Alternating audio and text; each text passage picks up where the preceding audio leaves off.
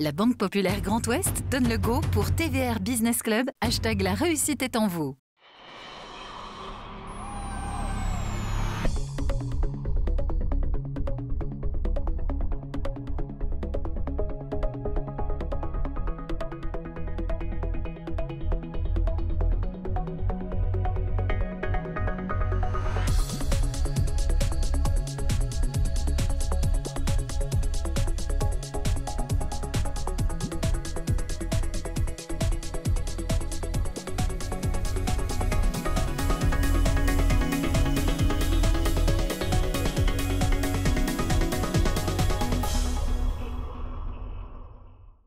Bonsoir à toutes et à tous, soyez les bienvenus pour ce TVR BP Go Business Club. Nous sommes très heureux de vous accueillir depuis Concarneau, magnifique cité du Sud Finistère, à l'occasion de ce trophée Banque Populaire sur la route des îles du Ponant. 7 jours de course, 800 000, 15 îles à parer. Et avec Benoît Cattel, le directeur général de la Banque Populaire Grand Ouest, nous sommes très heureux, comme il y a 2 ans, de revenir pour un événement majeur. C'est vrai que cette mer, elle est superbe. Ces bateaux, ces Figaro 3 sont sublimes.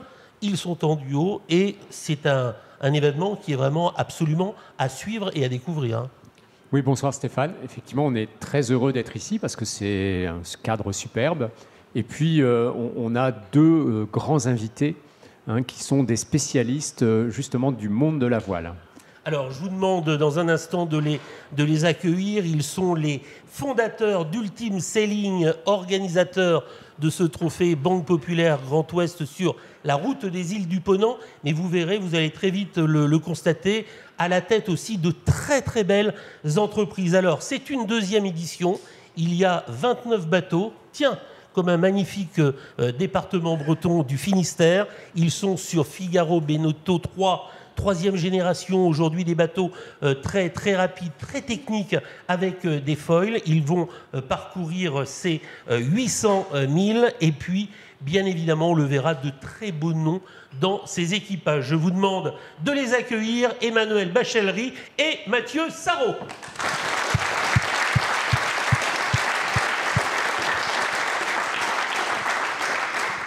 Comment allez-vous les cousins ? Bon, écoutez, fort bien. On est à Concarneau, on est heureux. C'est une ville qui nous accueille depuis 2006. J'ai connu cette ville grâce à la Chambre de commerce qui est venue nous voir en nous disant venez voir Concarneau, il y a un vrai potentiel, il y a cet arrière-port qu'on veut développer. Et on est là, j'ai connu en 2006 Concarneau et aujourd'hui on est là 20 ans, quasiment 20 ans après avec 29 bateaux dans le port, donc c'est super. Beaucoup de fidélité. On se connaît depuis très très longtemps, Mathieu, sur tous les pontons des grandes courses, notamment le Rhum, qui est une belle épreuve, mais on va parler de ces épreuves qui vraiment nous font rêver.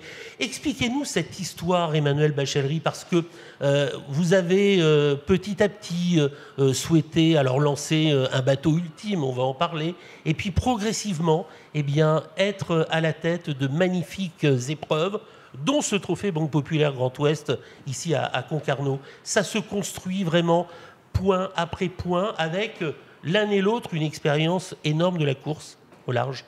Peut-être qu'il faudrait expliquer pourquoi vous avez dit les cousins. Parce que c'est la première entreprise qu'on a menée. On est né à 1 mois d'écart il y a presque 2 ans, 51 encore. Donc on est vraiment cousins. C'est pour ça que Stéphane a dit les cousins. Et en fait, on s'est associé, Mathieu, après avoir produit plus de 50. Quand on s'est associé, tu étais à 49 ou 50, je crois. Donc il a produit beaucoup de courses au large. Et moi, je sortais de 7 années de direction générale de la classe ultime, donc ces grands multicoques de 32 mètres de long et 23 mètres de large. Donc Banque Populaire est un des armateurs, d'ailleurs. Et en fait, on a croisé nos expériences, on a beaucoup échangé sur la manière dont on voyait l'évolution de la course au large à 10 ou 15 ans. Et on s'est rendu compte, alors que depuis cette année, on n'était pas non pas face à face, mais Mathieu était organisateur d'événements auxquels les ultimes participaient, donc moi je représentais les intérêts des ultimes, et donc on n'était pas face à face, mais on discutait, on ferraillait un peu de temps en temps. Et comme on se connaissait très bien depuis donc 51 ans, quand Mathieu est sorti de l'organisation dont il était dépendant depuis près de 20 ans, et que moi j'ai décidé d'arrêter la direction mondiale de la classe ultime parce que je voulais mener un nouveau projet entrepreneurial, on a croisé nos convictions et on s'est retrouvés sur 100% des éléments. Et on s'est dit, on veut être armateur, donc on s'est débrouillé pour acheter un bateau. Donc quitte à acheter un bateau, autant acheter parmi les plus grands, ça au moins c'est fait. Avec une stratégie assez claire sur le fait de pouvoir ouvrir les ultimes à des catégories de marins qui n'ont pas forcément les moyens de construire un bateau neuf ou d'avoir une équipe de 15 ou 20 personnes. Donc on a imaginé un modèle un peu différent. Et puis sur la conception, création et production d'événements de course au large, on a voulu faire un petit peu différent de ce que font nos camarades. Donc on s'est associés et ça fait 2 ans et demi, presque 3 ans. Bonsoir et merci d'être avec nous. C'est sur votre métier, en fait, j'ai envie de vous interroger. La première question, c'est quand on organise une course, ça commence comment et comment on fait pour mettre en œuvre l'idée qui n'existe pas, hein, puisque c'est une nouvelle course. Comment on fait? Donc, c'est quoi les étapes? C'est quoi les clés du succès? Et c'est quoi ces histoires, en fait, de création? Sont effectivement des histoires. Quand on conçoit une course, quand on pense une course, déjà, il faut être un peu en phase. Ce ne sont que des histoires. Cette histoire, le trophée Banque Populaire Grand Ouest sur la route des îles de Ponant, elle est née d'une discussion pendant le Covid entre Jean-François Garec, le président de la Chambre de commerce, la Banque Populaire Grand Ouest et Maurice Bourrigaud. Et c'était au cours d'un déjeuner, on disait... La classe Figaro a besoin d'une nouvelle course, un nouveau concept qui a du sens. On s'est dit, moi je trouvais que les îles du Ponant, il y avait un imaginaire, quelque chose de très fort. Les gens ne connaissent pas les îles du Ponant, il y a 15 îles. On part de Chausey, la plus orientale, et on descend à l'île d'Aix. Et on voulait construire quelque chose de cohérent qui répondait à une attente. Contrairement à beaucoup de courses qui existent depuis très longtemps, des courses multiclasses, là, on est allé interroger la classe Figaro-Beneteau, qui est la pépinière et la pouponnière de la course au large, en se disant, qu'est-ce qu'on peut faire? De quoi vous avez besoin, vous, les figaristes, aujourd'hui, de la classe Figaro, qui nous disait, aujourd'hui, on a du mal à recruter, on fait peur, on est une classe très élitiste, simple, monotype, tous les bateaux sont identiques, mais on a du mal à recruter, les gens ont peur de venir chez nous, donc ils vont sur le circuit mini, les 6,50 m, ou ils vont sur la classe 40, mais aujourd'hui, ils nous enjambent. Et de cette idée, de ces îles du Ponant, on a créé une course, on s'est mis autour de la table, on a un peu convergé, et on est allé voir aussi les îles du Ponant. De quoi ils avaient besoin? Le premier mot, ils nous ont dit, attendez, pas de tourisme, on est 16 000 habitants, on a 2 millions de visiteurs par an, c'est pas de ça dont on a besoin, mais en revanche, si vous pouvez parler du savoir-faire des îles du Ponant, des entrepreneurs qui sont sur les îles du Ponant, ça a du sens pour nous. Et donc, on a créé cette course, on a discuté avec eux, on a discuté avec les institutionnels, parce que c'est important, ça représente quasiment 50% du budget de la course, que sont la région Bretagne, le département du Finistère, la ville de Concarneau, et la chambre de commerce de Quimper-Cornouailles, évidemment. Et on a construit cette course, on était 12, on était sur un format académique pour faire venir, dans la transmission, on avait demandé à des anciens, des sachants de la course au large, de venir naviguer avec des jeunes, pour leur montrer que c'était facile, que c'était possible surtout. Et donc, il y a eu cette première édition qui était une course académique, et aujourd'hui, cette année, la deuxième édition, on est au championnat de France élite de course au large. Emmanuel Bachelry, il faut dire aussi que celles et ceux qui viennent dans cette épreuve, il y a des jeunes, parce que ça, c'est quelque chose qui vous tient énormément à cœur. On en verra on parlera du Tour de France notamment, mais ici, sur ce trophée, il y a vraiment de très grands noms, et puis des jeunes en devenir, c'est-à-dire les grands skippers de demain. Ils sont en mer, là, actuellement. Oui, puis ils vont arriver d'ici 48 heures maintenant. Ils sont en mer depuis maintenant 3 jours et demi. Ce que vous disiez, Stéphane, et ce que rappelait Mathieu, c'est que... alors, c'est l'attribut de commencer à devenir moins jeune qu'avant. On va pas dire plus vieux, mais moins jeune qu'avant. C'est qu'on commence à avoir un peu de recul. Et on a vu, nous, quand on était tout jeune, on a vu Florence Artaud arriver sur un ponton. On a vu l'émergence de Loïc Perron. On a vu le parcours exceptionnel de Michel Desjoyaux, qui maintenant est un retraité de la course au large, mais qui, nous, on l'a vu naître. Il a gagné 3 solitaires, il a gagné 2 Vendée Globe, il a gagné une Transat anglaise, une Route du Rhum, il a un palmarès ébouriffant. Il a commencé en Figaro. Et c'est vrai qu'aujourd'hui, on parle beaucoup de François Gabard, on parle beaucoup d'Armel Lecléache, on parle beaucoup de Thomas Coville, on parle beaucoup de Charlie Dalin, Jean Le Cam. Tous ces gens-là, à part une exception parmi ceux que j'ai cités, sont passés par la filière Figaro. Et que si on veut continuer et se projeter à... Je sais bien qu'on a une époque où on voit demain matin et puis demain midi, c'est déjà beaucoup trop loin. Nous, on a essayé de se dire... qu'est-ce qui nous plaît déjà de faire, détecter les talents de demain, ça fait partie des éléments qu'on a en commun et qu'on aime beaucoup, parce que la génération qui arrive, c'est de l'or en barre. C'est les 25-30 ans qui arrivent là, qui sont monstrueusement talentueux sur l'eau et à terre, qui sont vraiment des pépites. Ça nous plaît beaucoup de les détecter, de les faire monter et de les faire monter en compétences. Et les écrins de course qu'on crée, ils sont à la fois pour les vieux briscards, parce que là on en a vraiment, on a des jeunes marins. Je pense à un là, qui a fait le tourvoi l'année dernière, qui a fait 3e sur une dernière course en Figaro.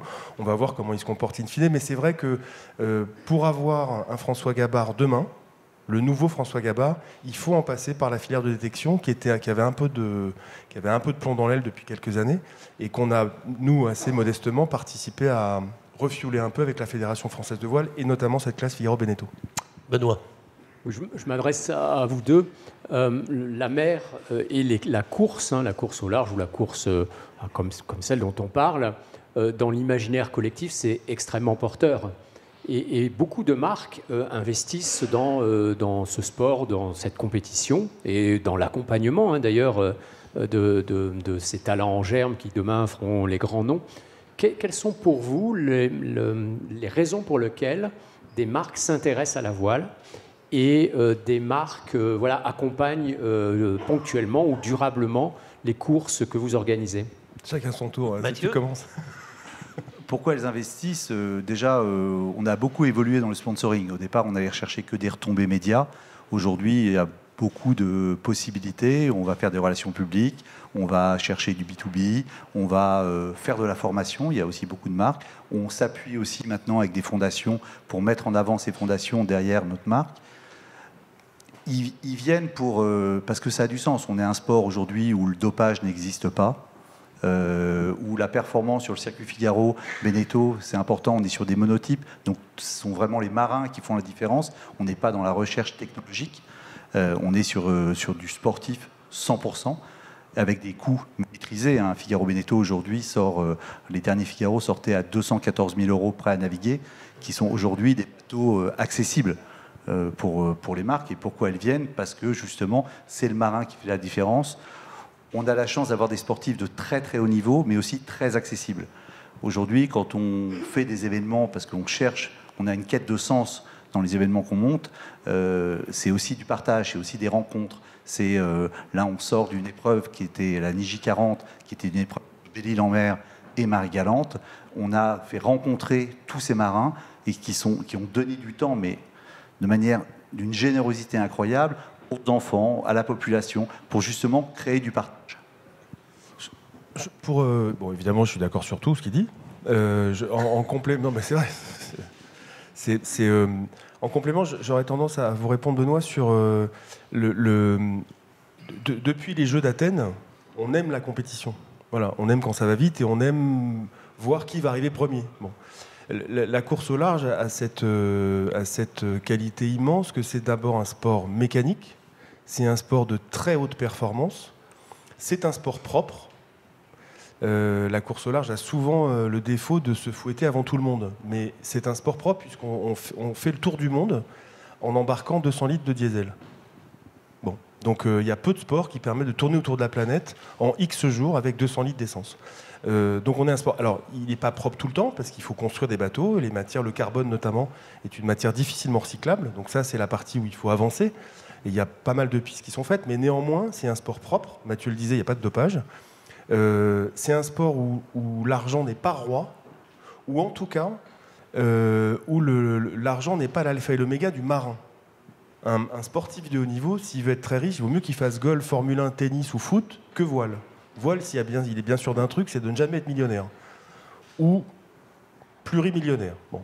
Donc c'est un sport d'aventure, c'est-à-dire qu'on a un terrain de jeu qui est quasiment infini, qui est la mer, très peu connu, parce que si on connaît beaucoup d'endroits sur Terre, on connaît grosso modo entre 5 et 10% de ce que recèle l'océan, donc c'est quand même une terre totalement inconnue, et pourtant ils naviguent dessus, et ils ne savent pas trop, il faut s'imaginer qu'un marin, quand il est de nuit lancé à 35, 40 ou 45 nœuds, c'est comme si vous mettiez debout, toit ouvrant ouvert, feu éteint, des hallebardes de flotte et lancé à 100 km/h. Voilà. C'est ça ce que ressentent les marins. Bon, bah ça, tout le monde n'est pas capable de le faire. Et donc, ça génère un imaginaire dans le grand public qui fait que, Mathieu le disait, toutes les strates de l'entreprise jusqu'au grand public peuvent, en tout cas, être intéressés, être assez fascinés ou très curieux de ce que ces navigateurs ressentent en mer. Et là où je pense qu'on se rejoint, Benoît, c'est que je pense qu'il faut qu'on le fasse plus savoir. Et ça fait partie des choses sur lesquelles on s'est retrouvé avec Mathieu. On aime beaucoup réfléchir à comment mieux faire savoir, comment mieux partager ce que ces marins ressentent quand ils montent sur leur bateau, ressentent quand ils sont en mer et arrivent à exprimer ce qu'ils ont ressenti en mer une fois qu'ils sont rentrés, ce qui n'est pas toujours facile. Vous êtes tous les deux créateurs de rêves et d'émotions. J'aimerais qu'on entende un peu le très beau catalogue quand même des manifestations que vous portez aujourd'hui. Là, Laurent Voulzy était le parrain évidemment de cette dernière épreuve, cette Niji 40. Il y en aura d'autres qui vont même nous captiver. C'est sur la route des Terre-Neuve. Là aussi, il y a toujours de très belles histoires à raconter. Oui, parce que je le disais tout à l'heure, on est quand même en quête de sens. Faire une course uniquement sportive, aujourd'hui, prendre un bateau, aller tourner autour des Glénans pendant 24 heures, c'est intéressant, mais c'est pas ce qui captive. Aujourd'hui, on a besoin que Madame Michu, on parle souvent de Madame Michu, on l'emmène avec nous. Elle prenne la mer avec nous, elle embarque. Aujourd'hui, pour embarquer, on a des courses virtuelles, on a des moyens de communication qui n'existaient pas. Il faut savoir s'en servir, il faut savoir mesurer ces moyens de communication. Mais on a, nous, envie de faire découvrir à cette Madame Michu, à ses enfants, et peut-être ses petits-enfants, ce qu'est la mer, ce qu'est notre sport. Et encore une fois, je le disais, on a des marins des sportifs de très très très haut niveau et qui sont aujourd'hui nos plus beaux ambassadeurs, et on a besoin de ce narratif, on a besoin qu'ils nous racontent, et on travaille tous les jours, hein. Chaque fois qu'on reçoit une image, on se dit ça marche pas. La semaine dernière, juste avant le départ du trophée BPGO, on a fait une formation vidéo. Pourquoi? C'est pas pour avoir les énièmes images qu'on connaît, mais c'est pour leur expliquer ce qu'on a besoin de recevoir et ce que vous, derrière les écrans, vous avez envie de voir. Et ressentir. Vous qui êtes un pur produit ultime, les 24 heures ultimes, là il y a du sport. Hein. Alors oui, pour répondre à votre question, Stéphane, parce que Mathieu a eu raison de rappeler l'origine et l'objectif qu'on poursuit, parce que ça ne nous quitte jamais, ça. C'est-à-dire qu'on se refuse de créer une course pour créer une course et remplir un calendrier. Ça, on ne sait pas faire. On ne sait pas faire non plus créer une course pour qu'elle ne soit qu'un one-shot. C'est très important pour nous qu'elle s'inscrive dans un calendrier pérenne, ou annuel, ou tous les 2 ans, ou tous les 4 ans. D'abord parce qu'en termes de gestion d'entreprise, c'est moins intéressant que parler de la mer, mais nous, ça nous importe un peu quand même, parce qu'on a envie qu'on ait une certaine forme de pérennité quand même.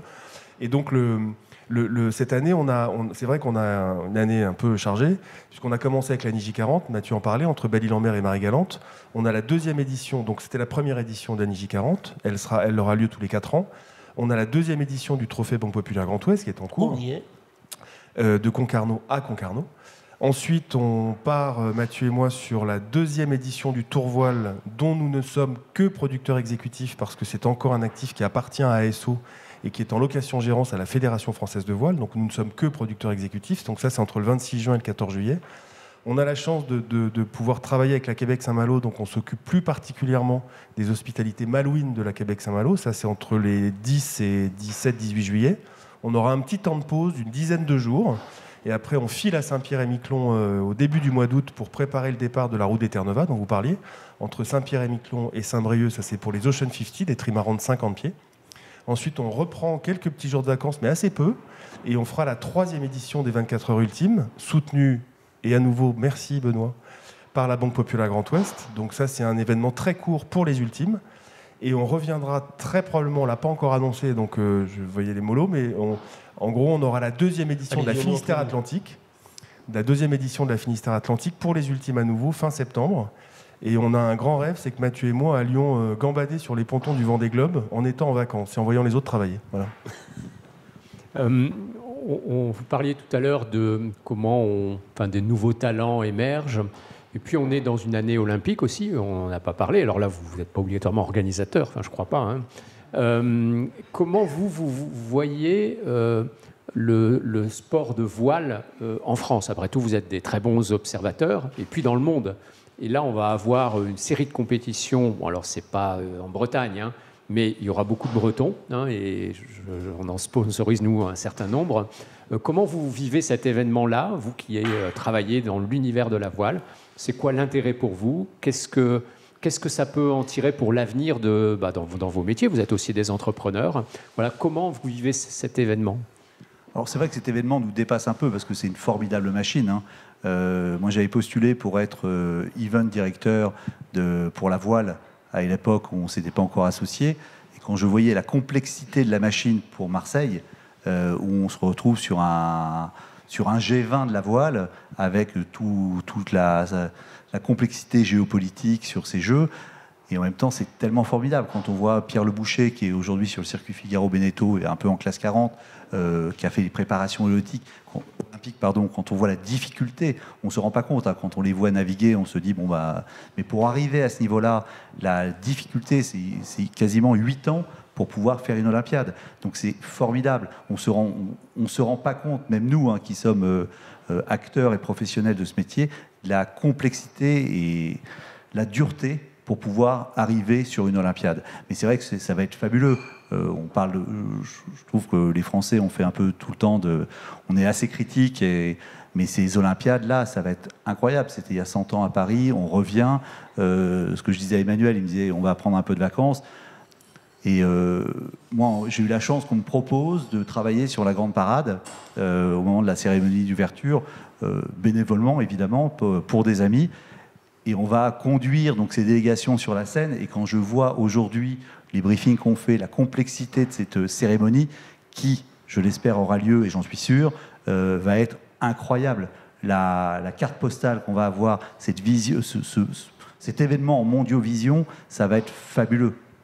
Alors j'en profite pour signaler, cher Benoît, que les 6 et 7 juin prochains, nous serons à Brest pour une édition spéciale, 2 émissions spéciales autour des JO olympiques et paralympiques avec cette flamme. Et c'est Laurie Tillman qui sera la dernière à porter cette flamme pour la déposer à bord du Maxi Banque Populaire 11, Armel Lecléache, Sébastien Josse, et puis un équipage de rêve, hein. Voilà, vous avez certainement entendu un jour parler de Marie-Jo Pérec, donc elle sera à bord avec d'autres personnalités. Et c'est le départ de la flamme de Brest qui va rejoindre les Antilles. Et quand même, je ne vous ai pas entendu sur, pour vous, c'est quoi la voile et les JO? C'est quoi ces champions qui vont venir des 4 coins du monde par rapport à votre métier et aussi aux champions que vous connaissez? Alors, les JO, Mathieu l'a dit, c'est une machine. Enfin, ça nous dépasse complètement. Hein. C'est des milliers de bénévoles, c'est une organisation au millimètre, c'est des délégations qui viennent du monde entier. Enfin, c'est une machine, franchement, en termes d'événementiel, là, très, très technique et très pratico-pratique sur le sujet. Quand on sait ce que c'est que de monter un écrin comme à Concarneau, ou ce qu'on fait par ailleurs, et qu'on se projette dans une machine JO, je pense qu'on ne peut pas mesurer Et Mathieu le disait, c'est une portée qui est planétaire, c'est un coup de projecteur sur des dizaines de sports qui sont multidiffusés, multi-retransmis dans le monde entier. Enfin, c'est une machine incroyable. Et puis c'est Pierre de Courbatin, c'est un peu Coubertin, c'est un peu Cocardier quand même. Bon, quand même Après, la voile... Alors, quand on dit la voile, il y a ce qu'on appelle l'inshore, il y a l'offshore, il y a le solitaire, il y a l'équipage, il y a plein. Et c'est pour ça que c'est un sport compliqué à comprendre pour le grand public. Néanmoins, je pense qu'on peut le rendre simple. Il faut simplement considérer qu'en France, on est les fadas de la course au large. Je le dis de manière aussi crue, parce qu'on aime tout ce que le reste du monde n'aime pas. C'est-à-dire qu'on aime la course au large, c'est-à-dire partir tout seul sur un bateau, on survalorise le solitaire, voilà, et nous, on s'est dit, tiens, l'équipage, c'est peut-être pas mal, quand même. Et c'est pour ça que les anglo-saxons, ou les néo-zélandais, ou les italiens, les espagnols, les allemands, nous regardent avec des yeux triangles. Ils se disent, mais ils sont complètement secoués, ces Français. Et pour autant, vous qui êtes un entrepreneur bien plus important que nous, vous connaissez la valeur de la singularité dans un projet.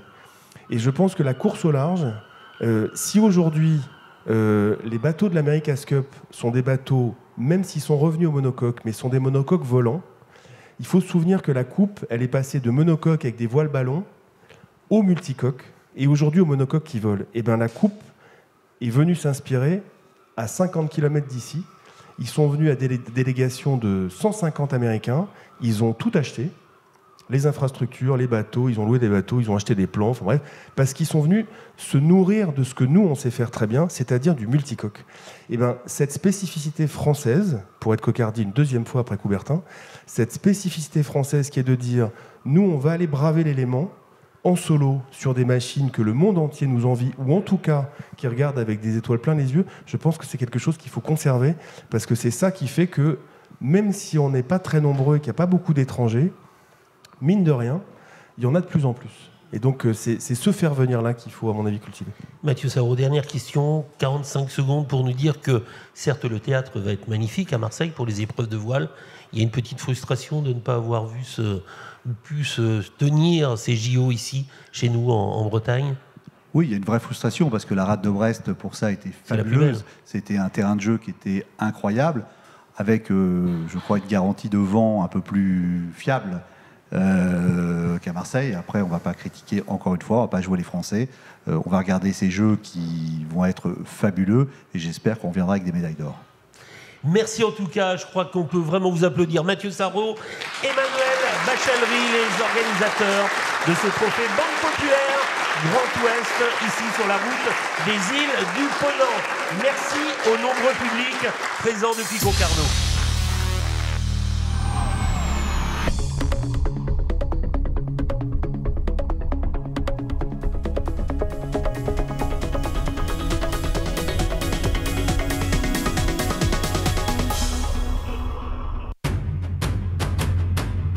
La Banque Populaire Grand Ouest donne le go pour TVR Business Club, #la réussite est en vous.